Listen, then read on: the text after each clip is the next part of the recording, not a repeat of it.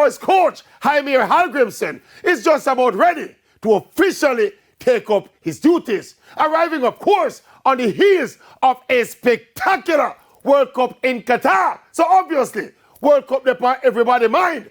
And based on what we've seen and heard so far from this coach, we don't have to tell him anything. This coach knows exactly what he's about. I don't think the Maverick or any other Jamaican football fan need to preach to this coach and this team. What we can do and what we must do is to play our part in the process by, first of all, keeping the JFF honest in holding up their end of the bargain.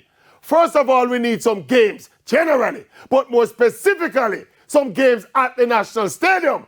Jamaica will not qualify for any more World Cup if we don't get back and keep our home advantage. They can start off with some easier games against the likes of Trinidad or Cuba.